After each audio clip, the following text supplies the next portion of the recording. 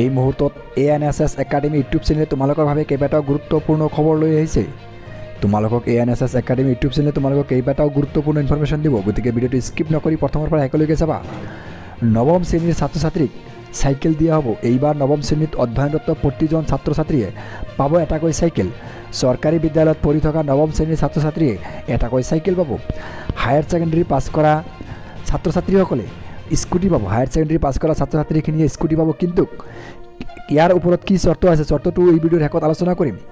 আৰু নিযুত মইনা আঁচনিৰ অধীনত ছাত্ৰীসকলে 10,000ৰ পৰা 25,000 টকালৈকে পাব।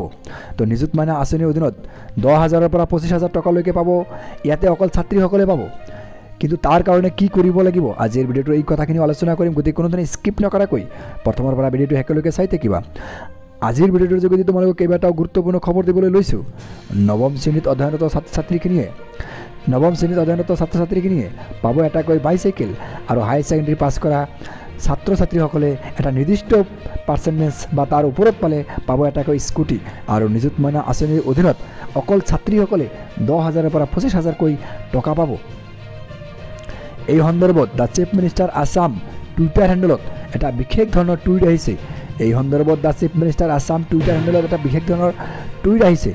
আৰু এটা গুৰুত্বপূৰ্ণ ইনফৰমেশ্যন এই টুইটাৰৰ যোগেদি আমাক জানিবলৈ দিছে, ৰেচন কাৰ্ড থাকিলেই কলেজত বিনামূলীয়া নামভৰ্তি কৰিব পাৰিব। যিবিলাক ছাত্ৰ ছাত্ৰীৰ ঘৰত ৰেচন কাৰ্ড আছে, যিবোৰ ফেমিলিত ৰেচন কাৰ্ড আছে, সেই ৰেচন কাৰ্ড থাকিলেই কলেজত বিনামূলীয়া নামভৰ্তি কৰিব পাৰিব। তাৰ কাৰণে নালাগিব কোনো ধৰণৰ income proof certificate. Ration card থাকিলেই ইনকাম প্ৰুফ চাৰ্টিফিকেটৰ দৰকাৰ নাই। ৰেচন কাৰ্ড থাকিলেই প্ৰতিজন ছাত্ৰ ছাত্ৰীয়ে কলেজত বিনামূলীয়াকৈ এডমিশ্যন পাব। চ' এই সন্দৰ্ভত দ্য চিফ মিনিষ্টাৰ আছামৰ টুইটাৰ হেণ্ডেলত কি টুইট কৰিছে সেই টুইটখিনি তোমালোকৰ লগত এতিয়া শ্বেয়াৰ কৰিম। চ' এই টুইটাৰৰ ছেকেণ্ড পেৰাগ্ৰাফত লিখা আছে, ration cards will not be accepted as income proof for free college admission. কলেজত ফ্ৰী এডমিশ্যন হ'বৰ কাৰণে ৰেচন কাৰ্ডটো ইনকাম প্ৰুফ হিচাপে গণ্য কৰা হ'ব। অল ষ্টুডেণ্টছ আণ্ডাৰ নিযুত মইনা নিড টু ৰিএপ্লাই।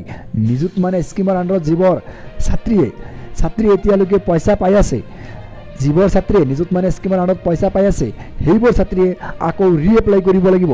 ৰিএপ্লাই কৰাৰ কাৰণে ছাত্ৰীখিনিয়ে তেখেতসকলে কলেজৰ লগত যোগাযোগ কৰি কেনেকৈ ৰিএপ্লাই কৰিব পৰা যায়, কলেজৰ লগত যোগাযোগ কৰিব লাগিব।